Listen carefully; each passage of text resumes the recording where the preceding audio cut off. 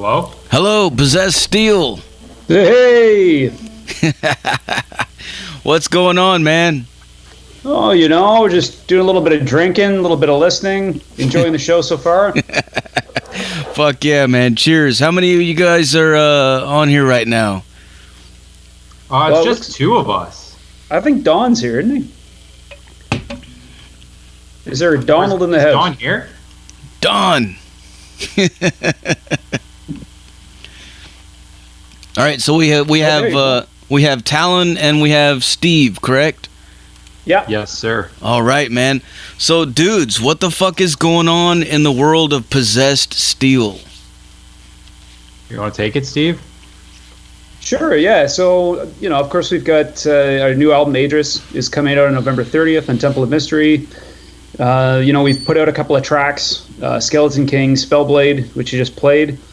So far, it's been a real trip, man. It's we always chuckle when we write songs and kind of like, oh, are people gonna dig this shit? Are we gonna put it out and it's gonna be like, what the fuck is this?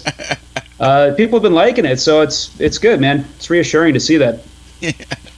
I don't see how you could listen to this and not like it, man. What the fuck? It's fucking awesome. You know how it is. Like when you write the shit, it's like, yeah, you're always gonna be really self-critical. For sure. I know, man. I know. Well, tell us, like, as far as this record compared to the last, like, what changes did you guys make? And, I mean, how did the recording process go? Was it any different, or what did you do?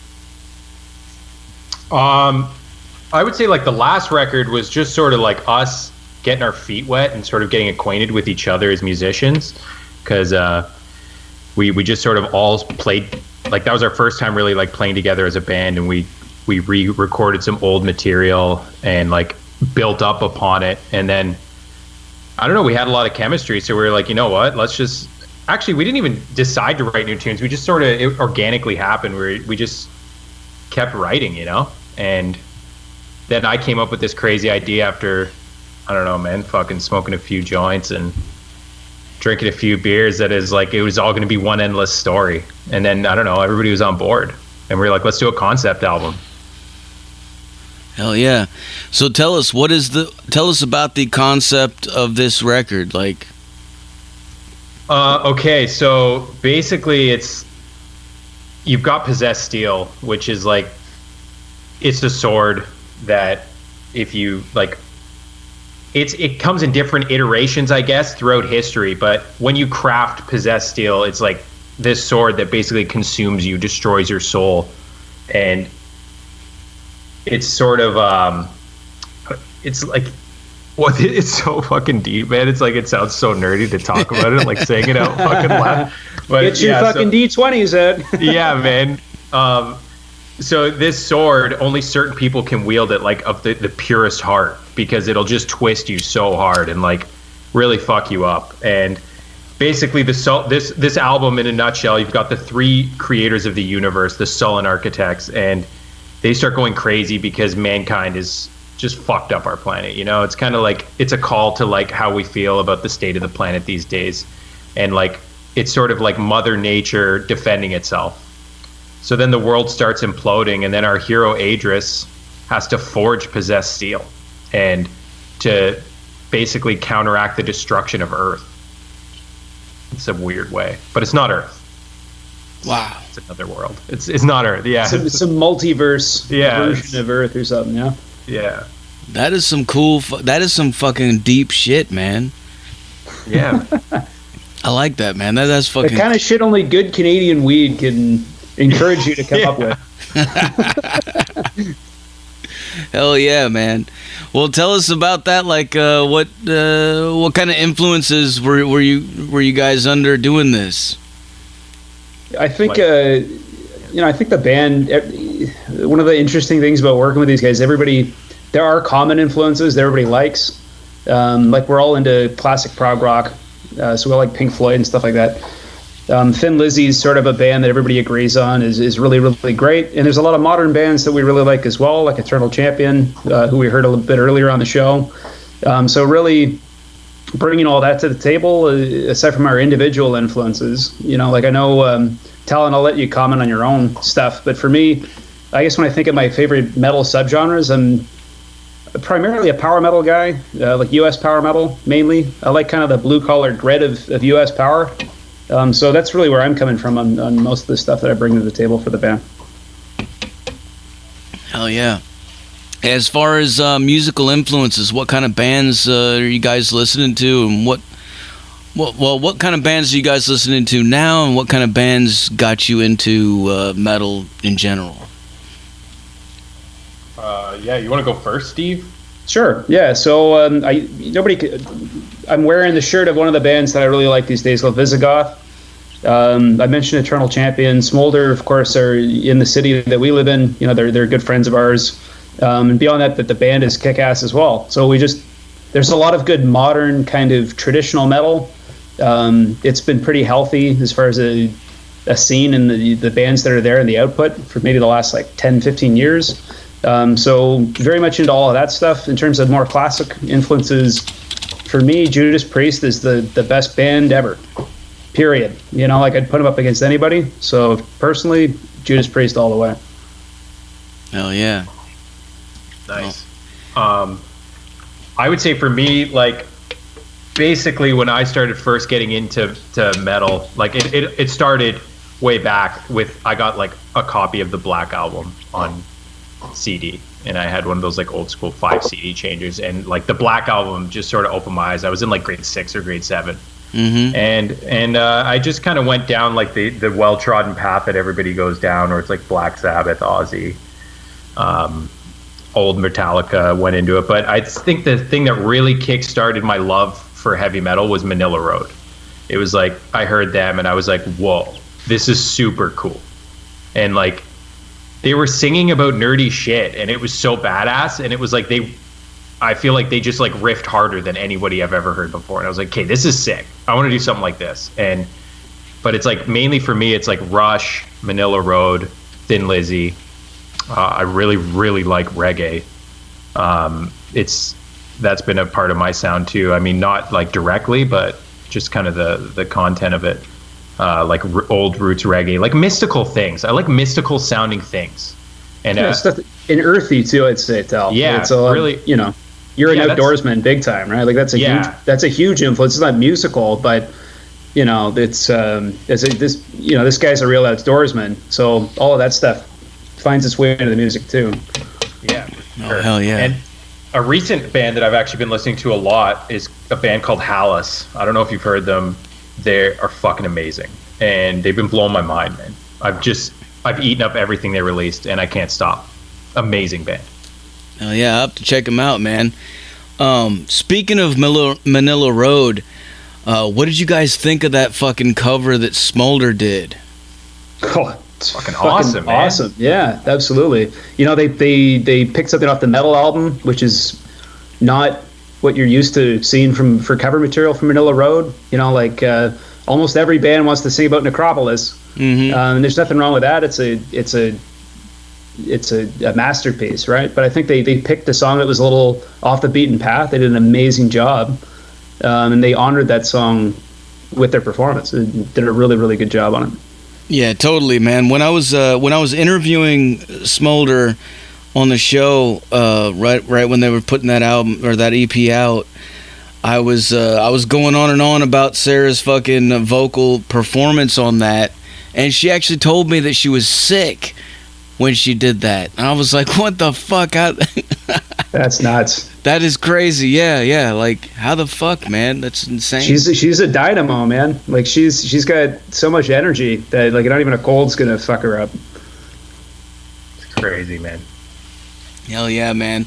What's it gonna take to make a fucking show, a live show with you guys, Smolder, and Eternal Champion happen? Fuck, I don't know. We gotta just like make it happen, man. Yeah. We just gotta do it, dude. Like, I know Smolder's for sure on board, and actually, like, Jason, I remember one day he like messaged me for some merch, and he was like, "Yeah, I like your band," and I was like, "What the fuck?" Like, and he was like, "Yeah, I've been like," he dug Possessed Steel since like way back in the day, and like that was so trippy to me. I was like, "Wait, really?" So like, I'm pretty sure they'd probably be on board too. Yeah, we're not trying to get Led Zeppelin to play. You know, like I feel like it's very feasible, man. Like that's as soon as this pandemic shit is over, we'll make that fucking bill happen. Absolutely. Yeah, that'd be cool, man. Honestly, it'd be a dream of ours too. Fuck. I think we're all like fans of each other's bands, which is even funner. You know, like we all like each other's stuff. See, and that is so fucking cool, dude. That's like one of the coolest fucking things about the scene that I've noticed here lately. I guess with everybody being quarantined and spending more time at home and more time online, you know, talking with each other, you're getting to see like which, you know, what bands are, how, you know, like what bands are cool with each other and like how they intertwine, and you know, you've got all these collaborations going on and all these live stream things happening and stuff. Like, you know, I mean, the quarantine, you know, the fucking coronavirus fucking horrible thing, like what it's done as far as live shows. But on the flip side, it is kind of cool to see how it's made everybody reconnect in other ways. You know what I mean? Yeah. Yeah, I think people are really adaptable. I think circumstances like what we're in the throes of right now really reveal that, despite the hardship involved. And that the passion and the enthusiasm that people have for the music will ensure that it keeps getting made and it keeps getting put out there in one form or the other. And especially the metal community, right? Like it's a small world, even as global as it is. And the degree to which people appreciate the music that you put out and the stuff that you do, all of that's incredibly encouraging. Hell yeah, man. Hell yeah. Yeah, and as far as like, I don't know, what's your take on like the future of metal music and live shows and everything? How do you feel like it'll bounce back after this is over? I think like people are probably going to appreciate it way more. Like, you know, that feeling when like you watch a band live and you just like, you can't really describe it. Mm-hmm. And I feel like people sort of took that feeling for granted. And it was like, once we figured out that could be taken away, it was like suddenly people were like, whoa, we were all doing something really, really cool. And I feel like it's going to come back way stronger. Like, I don't know, maybe like everybody felt that way, but I always kind of took that feeling for granted. Like I could just go and see a live show. But now it's like, I don't know, shit's changed, you know, and I feel like it's just going to be way stronger. I think you're going to have, if you look historically in the aftermath of any major incident, you know, whether it's a pandemic or it's a world war or something, the aftermath of that, there's this sort of jubilation, right? And people want to get out and they want to celebrate, especially something like this where you are forcing social beings to isolate and be on their own. The minute that people are going to be able to pack into a concert hall and go nuts to see some of the bands that they've been waiting to see, I think it's going to be a real renaissance. It's going to be awesome. It's just a matter of getting there. You know, like at what point are we going to be able to do it? Oh, yeah. Yeah, I had Chuck Billy from Testament on the show early on whenever the pandemic first started, and I was asking him that same question, and he was telling me that he felt like the metal community probably would be like the first motherfuckers to get out there and just be like, fuck it, man, we're going into the pit, we don't give a fuck, like we're fucking ready, man, we're, you know, because it's just, you know, I don't know, like the metal scene in general really fucking thrives on the live show, you know, that energy. 100%, man. For absolutely sure. The power from the music really comes through live, like so much. It's a totally different experience. Yeah, there's nothing like it, man. Nothing fucking like it, man. I got some questions for you guys coming in from the listeners in the chat room. Let me see here. JMCT wants to know, what's the craziest thing that's ever happened at a show? I don't know. I could probably think of one show. I think we were at the Alma Combo in Toronto.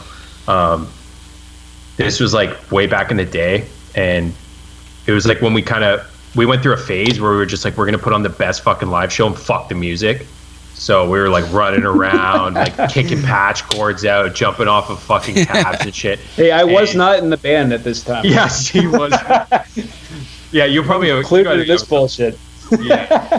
So like one of my guitar strings broke and I like tried to rip it out live and it just like cut into my hand so fucking deep. So Damn. I'm like bleeding everywhere, and there's like blood over my hand. And then I started like pouring beer on it to like wash my hand or some shit. I don't know. And then I started getting fucking electrocuted by my guitar kind of. So, and then we're like trying to play with a missing string, and I'm getting fucking shocked by musical equipment, and it was just like, I don't know, man. I'm pretty sure we sounded like shit that night, but how did the crowd react?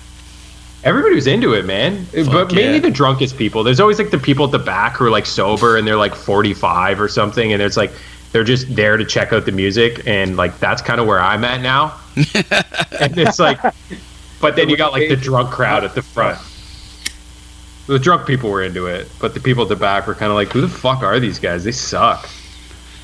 No, man, I think it's cool when bands do kind of stuff like that. You know, that reminds me, you know, during this whole thing, Metallica's been releasing all these old videos from live concerts and stuff. And I watched one from the And Justice for All tour. And at the end of it, during Am I Evil, they switched up, what they were doing. Like Jason Newsted grabbed the guitar, Kirk fucking got on the fucking bass, Lars grabbed the fucking mic, and James Hetfield got on the drums, and they did the whole song that way. And it was fucking hilarious because Lars Ulrich was fucking jumping around the stage like fucking David Lee Roth, man. It was crazy. There's video of it, man. It's fucking hilarious, man. You gotta check it out, man. It's That's fucking sick. But yeah, it's I wanna like check that out. Stuff like that is cool, you know, like, because, you know, I mean, I don't know, people remember that, you know? For sure. It might be... I feel like now it's like, I mean, if you could back it up with some cool sounding shit too, it's like, fuck, I don't know. This lineup is way better. We were drunk back in the day too, you know? So it's like, I don't know. Now we're just better at hiding it. Yeah, it's true. For sure. I think, you know, like, I think the subject matter of the new record, because it is kind of thematic and has a story, it's going to open some doors for making a more interesting live show. That's something I'm definitely interested in doing, trying to make it a little more, you know, theatrical and engaging in that regard. Yeah. As far as your live show is concerned, for people out there who have never seen you guys live, what can they expect to see at a live show? I don't know, man. It's like we kind of get the twin guitars rocking, you know. We like to get in there. I feel like, you know what, man, like as cool as I want to sound, I feel like now our live show is sort of like, we're like, you know, we just kind of want to deliver our material in the most honest way possible. And it's like we want to start like building it up with like lights and fog and like interacting with the crowd, but like we've really started sort of focusing on the songs and like honoring bringing the song to someone in a live setting. And we've just been trying to like take our sound a bit more seriously. And I think it has helped us a lot. I don't know. What would you say, Steve? Yeah, I'd agree with that. I think, you know, one of the major differences on this album versus Order of the Moon was we actually worked with a producer, a guy named Joel Kasmy. And, you know, he brought a lot of kind of production knowledge to the proceedings. So we were able to, you know, bring in a little more production elements than just sort of plugging in the instruments and laying down the tracks and getting it done. And that kind of, I think reproducing some of that stuff live is going to be an interesting challenge, and that's something we want to do. But for sure, I mean, like, we haven't played live in a long time, so I think when we come out, we're going to come out guns blazing and just really focus on bringing a lot of energy. And I mean, like, how could you not? You know, like, the first time we're able to get on a stage, it's going to be fucking mental. For sure. Hell yeah. Well, you mentioned being drunk earlier, and that brings up my next question. JMCT wants to know, what is your favorite drink? Oh, here we go. Fuck. Okay, you give it, Steve. What do you got? Oh, my favorite drink. Oh boy. You know, I drink a lot of cheap beer. I wish I could give you like a cool answer, like, oh, this special cocktail that I've come up with. I don't have a lot of. If I'm drinking, you know, my favorite drink right now, probably there's these tall cans here in Toronto. There's a brewery called Amsterdam in Toronto, and they do this beer called 3-Speed, and it's like a tall can with 20% more can, and it's pretty good beer. So aside from the fact you're not drinking piss, you get an extra 20% in that can. It's that much more gratifying when you stomp it flat. That's my shit right now. Fuck yeah, dude. I'm honestly like, lately I would say like my favorite. Okay, I drink a lot of mint tea. I like mint tea, but like I grow my own mint and I steep the fuck out of that stuff. But Hobgoblin has to be my favorite alcoholic drink. I love that beer, man.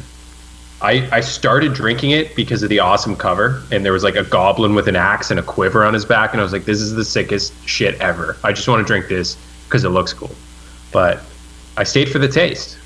I honestly love the taste of Hobgoblin. Check it out if you guys have never tried it. Hell yeah, man. I've seen a lot of people post pictures of it. I've never seen it anywhere at a store around here, so I've just always been like, fuck. Dude, it's sick, man. It tastes so good. And it's like, it looks so fucking cool. It's the coolest looking beer ever. And I don't know, it's a nice complex taste. It's nice. It's a good time. Yeah, there's a lot of I'm not sponsored by flavor Hobgoblin, notes. by the way. I would like to get sponsored by Hobgoblin. Official beer of the band.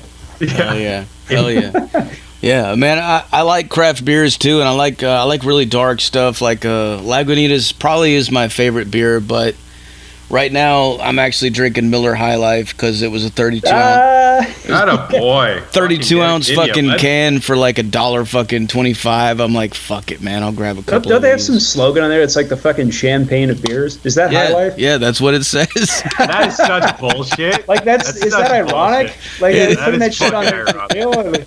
It's fucking irony. It's fucking piss, I admire but their candor. it works. Yeah. I mean, champagne is kind of like piss too. Who even likes champagne? Every time I drink champagne, I'm like, this shit kind of sucks. Yeah, you're paying a lot for some fucking carbonated French piss. Just yeah, it fucking blows, man. Beer is the worst beer is better than the best champagne. Totally, man. I'm just saying it right now. This is fair. Anything but Budweiser, though, man. I don't know. Dude, Budweiser sucks. Yeah, I can't do it. It tastes like they add sugar to that beer. Like, do they add sugar to it? I don't know, man. I don't know what the fuck they do to it, but they just they piss me off, man. They're like the fucking Walmart of fucking beer, you know, like but the way that they fucking fuck over the small guys, you know, and I don't know, that's a whole nother can of worms, but you know what I'm saying.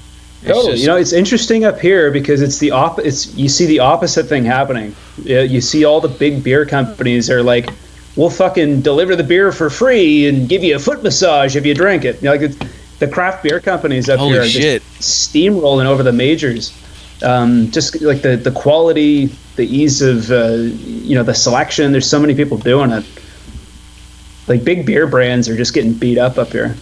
That's cool, man. That's fucking cool, dude. Canada fucking rocks, man. You guys are fucking kicking ass, dude. I gotta say, there's, I don't know, man. Like I've interviewed a lot of fucking bands from Canada, and there's a lot of listeners that we have from Canada, you know. And I'm always thinking, like, fucking Canada, man. Like, I need to go up there someday, man, and check it out. You're always welcome, man. Yeah, fuck. You're absolutely always welcome. There's a lot of heart over here, you know. I think I don't know. Like, I think Americans are pretty cool. But it's like fucking, there's something about Canada that's like, I don't know. Everybody's just kind of chill, you know? People are pretty passionate. But, like, I feel like it's similar to America. I don't know. I feel like if you get the right American, they're almost the same as a Canadian, you know? Yeah, I think the differences get played up quite a bit. Yeah. But the reality is that there's a lot more similarities than what seems to get acknowledged in popular culture. I totally agree. Like, I've met some like really fucking cool American dudes, like where it's just like, oh, we're not so different after all. It's like there's this seems to be this divide where everybody thinks they're so different, but I don't think it's true.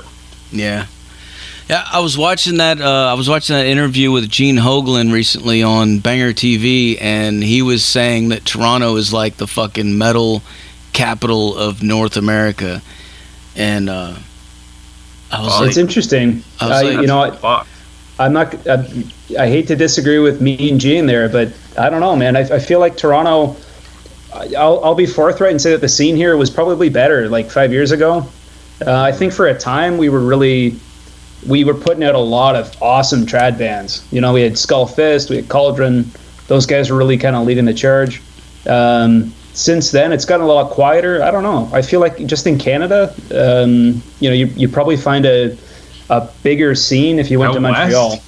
Or fucking even out west, man. Yeah, like out west. Traveler, Gatekeeper out there. Like, those guys are fucking true. serious, man. Traveler, have you heard the new Traveler album? Like, or I guess it's not new. It's new to me because I'm such a fucking old man. But those guys put out some sick shit, man. Hey, that Starbreaker. They're awesome. Hell yeah. Yeah. All right, got another question from the listeners. Lady Red wants to know, what's your favorite pastime aside from music? Ooh. You go. You want to bite that one off, Steve? Favorite pastime aside from music? That's a good question. I will say that I am generally quite nerdy. I like comic books. I play a lot of JRPGs. I think those are. I'm basically just like a 15-year-old kid in a 34-year-old's body. I think that's probably true of a lot of like guitar players, right? But I think it's if I had to pick favorite pastimes, probably be like playing video games, reading comic books. Yeah. I think for me, it's like video games, and like I take care of I have aquariums and plants. So my house is kind of jungly. I've got a lot of fucking plants, fish tanks, and I play video games. Oh yeah. And I'm getting back into reading. I used to read a lot, and now I'm starting to read again. And yeah, just trying to like reduce my phone time. I feel like that shit can become a problem so quick. What's your favorite video game? Oof. You want some time to think about that? No, man. Okay, yeah, you go. Final Fantasy VI, or I guess it'd be Final Fantasy 3. That and Final Fantasy Tactics are probably the big two for me. Nice. I think for me, I would probably go with Diablo 2 and fucking, I don't know, man, like Legend is... I thought Breath of the Wild was so good. I love that Zelda game. But I don't know if it's my favorite. Like, anything Zelda, like Ocarina of Time was super sick. I was big into Diablo 2. And I played a lot of Counter-Strike too. I don't know if you guys played that game, but I was into that game. Our bassist just said in our band chat that his favorite is Turok 2 Seeds of Evil. And I'm inclined to think it's because of the weapon in that game called the Cerebral Boar, which is this fucking orb that you can shoot out, and it bores it. It's like from fucking Phantasm. It bores into the brain of your opponent, and you can see their like gray matter being splattered out their fucking ear. That alone makes that a great game. Nice. Fucking Dawn comes through. Where is Dawn? Did he just not connect today? He's shy, That a boy. He's a mystery. He's bass sensei. An enigma. We call him bass sensei, man. Fucking bass players. Dude, he's a fucking I don't want to toot our own horn, but we have the best fucking bass player in the world. Hell yeah. Dawn is fucking sick, man. Yeah, the rhythm section makes the band, honestly. Man, speaking of Final Fantasy, have you guys ever played the first one, the original? Of course. Dude. Absolutely, man. Every one of them. I remember that shit, man. Like, that was intense. I remember, like, playing that, and, back then, there was no visual, really, to anything. Like, it was all in your mind. Like, you had to, but that was intense. Like, I really wish that they would remake that first story with the graphics and everything that they have now. God, that would be fucking amazing. Yeah, I think when you think about how fucking old that game is, and you think about the ambition with the storyline that they came up with, that it's basically like this evil time loop going on. Mm-hmm. That shit's fucking deep for like an 8-bit video game from the late '80s. It had vision. It was cool as fuck. All right, another question. Mega Mike Metal wants to know, This Halloween, will either member have a pumpkin on their front porch smoking a bong? Honestly, like, I have a balcony, but I'm gonna fucking do it now.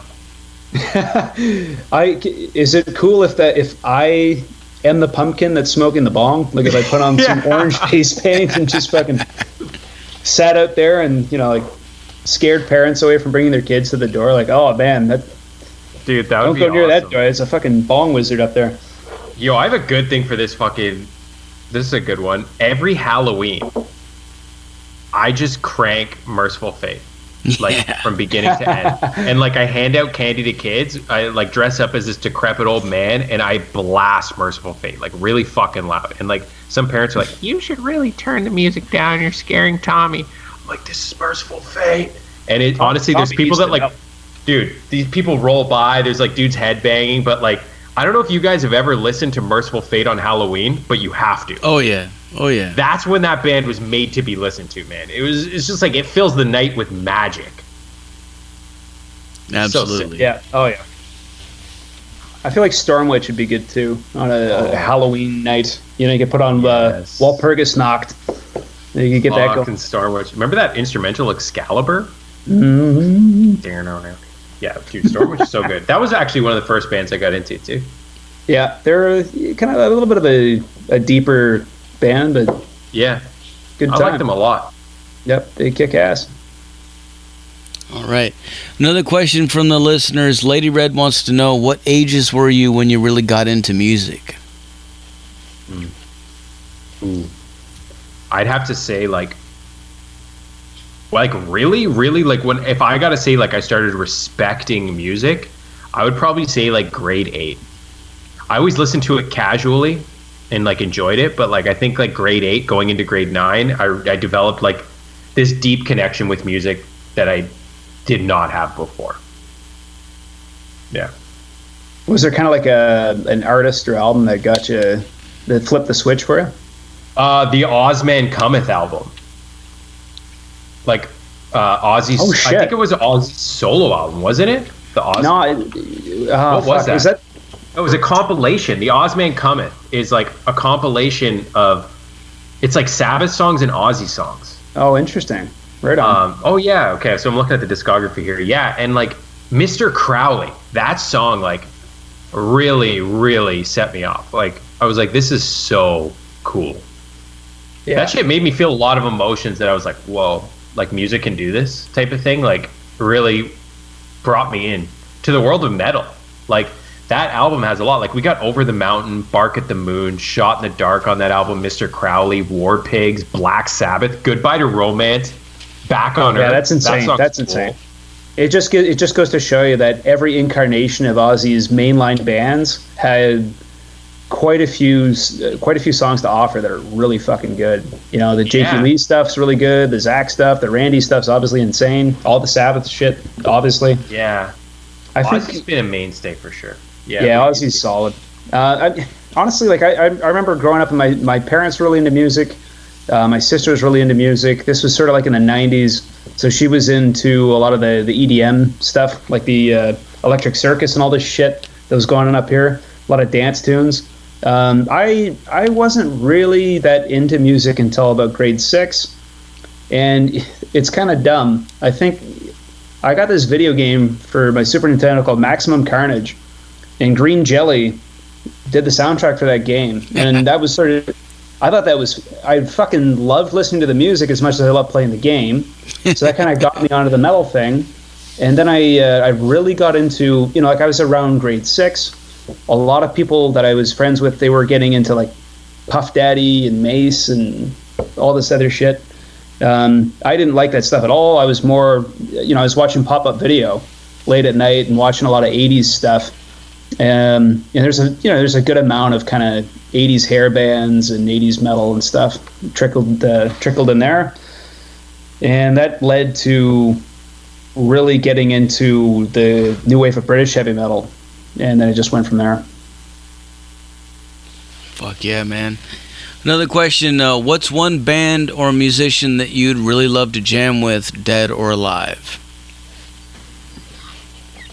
Honestly, I think like Probably for me, it would be Phil Lynott of Thin Lizzy. Like, fuck, man.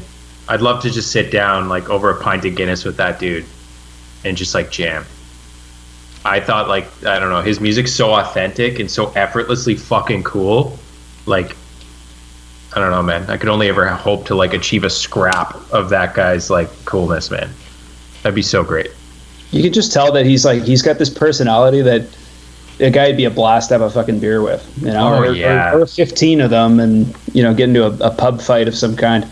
Yeah, for sure. I think Thin Lizzy's a really good choice. In the same vein as Thin Lizzy, my all-time favorite guitar player is Gary Moore, and he had such a shitty death. It just fucking breaks my heart. If there was one guy that I'd like to sit down and have a conversation with and just play some guitar with, it'd be Gary Moore for sure. That's dope, man. So 2 guys in the same band. Yeah. And that's crazy, for all of his kind of in and out of Thin Lizzy, he only played on one record with them, because every Black time Rose, right? That's it. Yeah. That's such a great record, and actually nobody could ever play that, like, ending solo to fucking Black Rose. It's like Gary's the one of Roshan a Dove kind. song. Yeah, man. Yeah, like, it's just, apparently everybody struggled to play that. It's like the Black Page for guitar players in Ireland. Yeah, probably. It's fucking, yeah. Hell yeah. Another question, Lady Red wants to know, hot tubs or bubble baths? Bubble baths all the way. Fuck hot tubs. I'm gonna say hot tub. Really? I'm not trying to yeah. fucking pass out, dude. Like, No, throw no, me no, a bubble bath. But Talon, have you never, gone into a hot tub in the dead of winter, and you get out of the hot tub and you jump into a snowbank, and you kind of lay there for a minute and then jump back into the hot tub? Like, no bubble bath is going to give you that.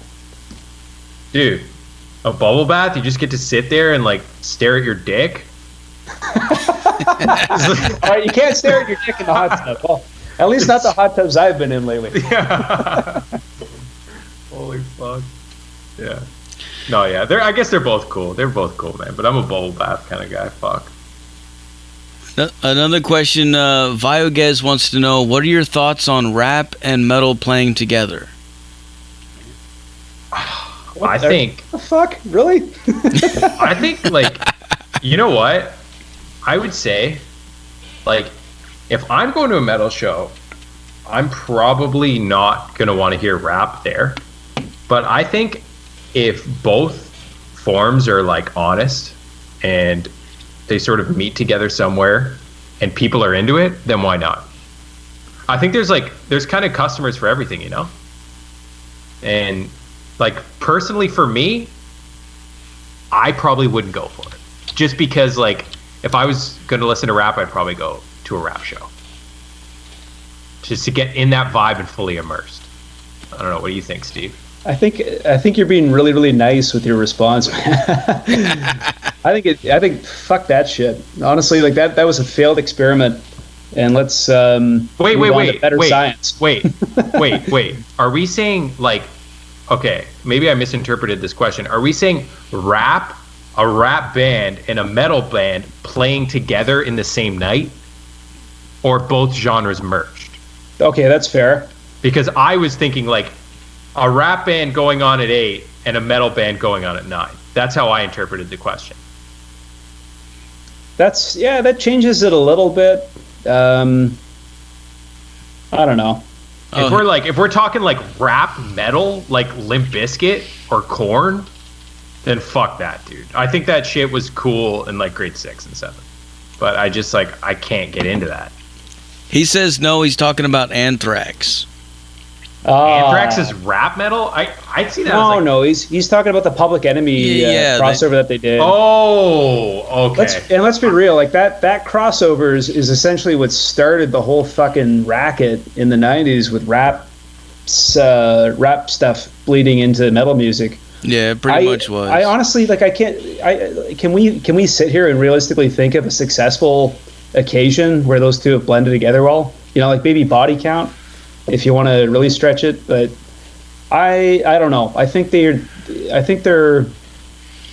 at their best. They're evoking different things and they're giving you different vibes. I don't think those vibes mesh together too well. Yeah, they have their I time totally and place. It's just not in the same concert venue. I totally agree. Yeah. But well, body count's something different too, though. You know, like I don't know, like with body count, it's just like it just sort of sounds natural. You know, it doesn't really sound. I don't know how to say it, but it's like better, right? There's something to it. Yeah, there's something to it that there's a je ne sais quoi. You know, like it's just they pull it off better than anybody else has been able to pull it off. For sure, man. Another question, Mega Mike wants to know, does the band remember playing that venue next to the Elmo Combo with the band I used to manage? I was at the place called the 460. Dude, I remember the 460. Holy fuck. They had this beer that tasted like penny water. It was like... penny water. Have you ever... Do you remember when you were a kid and you like sucked on a penny? Like, we all remember that shit. You know that taste? It was like... They had a beer that tasted exactly like that, but the catch was, it was like $5 for a pitcher. Yeah, because it's full of like hepatitis. Oh my god, dude, we would get fucking loaded, dude, at those shows. Mike, I do remember that band. I remember those guys came on and they were way older than us, and they had like all black tank tops. They looked like Metallica, like on the fucking like the black. No, it was like the fucking. When they all wore like black tank tops and black sweatbands. I remember they rolled in and they were good. I forget the name of them though. I remember they were good. I do remember that. Yeah. See, Mike remembers. He's like, I can't stop laughing because, dude, that beer was fucked. It still haunts me to this day. We played a lot of shows at that place. It was a really nice, like super old Japanese couple that were so accommodating. And it was like this little Japanese woman and this little Japanese man, and they hosted the most extreme metal fucking shows in Toronto. And they handled so much shit, dude. Mike won't say their name. Fuck, man. But yeah, I do remember. Okay, it's all good. But yeah, I do remember that. All right, back to the album, man. Fucking, I gotta say, dude, the album art on this record is fucking beautiful. How did you guys come up with this? Like, is there a story behind it? Yeah, so my wife does all of the art for Possessed Steel. Oh my god, like, really? Yeah, she's super fucking talented. She's amazing. She's like just as much a part of the band as any member. It's like she helps me write songs. She helps, I don't know, she gives us wicked input, but she's super a part of the universe, and she's passionate about it, you know? And I basically gave her this idea of like what I wanted, something like rough, and she drew up some sketches, and I was like, yes, that is so sick. And she like really is into the story and she gets it, so I feel like she creates it and it comes across like super true. And like, I don't know, man, she's really fucking talented. She did a great job. Yeah, I definitely concur, man. Like that is a badass fucking album cover, man. Like when I saw that, I was like, fuck, I need to get this, man. I need to get this. Yeah, it's on my list, dude. Nice, man. Nice. Well, I mean, fuck, we can even we'll give you the download code, you know, when it comes out. You don't have to worry about it. Well, no, I got the download already, man. I got the promo. I got the digital. Oh yeah, you got it all, man. Yeah, man, but I soft. No, I have to have this in physical format, man. I've got to fucking I'm going to, dude. Yeah, sure, that emerald green vinyl that Anik did looks really sharp. It looks so good. I like the gold one, but like that emerald one, man, goddamn. Yeah, it's really cool, man. It's fucking cool, dude. So tell us, man, like what's coming next for you guys? What do you have planned on the radar? You want to hit that one, Steve? Sure. Yeah. I mean, we're obviously like everybody else. We're waiting for an opportunity to come out and play. The album's going to come out. We're not going to be able to complement that release with an actual show. So that's definitely on our minds. For now, as a band, we're just getting back in the swing of rehearsing, making sure that we're going to be tight and ready to go when that time comes. We're also, the story that is depicted on this album. It's not over really. Like we have ideas and narrative that will follow what happens on the record, and we've got lots of ideas for sort of a prequel as well. So I mean, none of this is really concrete, but we're writing new material. We're thinking about, maybe we do sort of a prequel EP or something like that. Maybe we dive headfirst into doing a follow-up to this album with another LP that's like a sequel. That's pretty much where our heads are at right now. So you can't rest on your laurels, right? You got to, just because you put out an album, you got to keep writing. Yeah. I want to definitely I want to expand, I don't know, the material kind of grows, and I feel like we've really been trying to steer in this grandiose direction, and we just want to get bigger, better, more epic, more inspiring.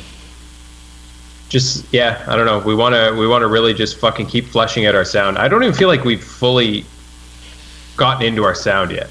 I feel like we still have a lot of room to grow. The ceiling's still there, and we haven't reached our final form, you could say. I don't know.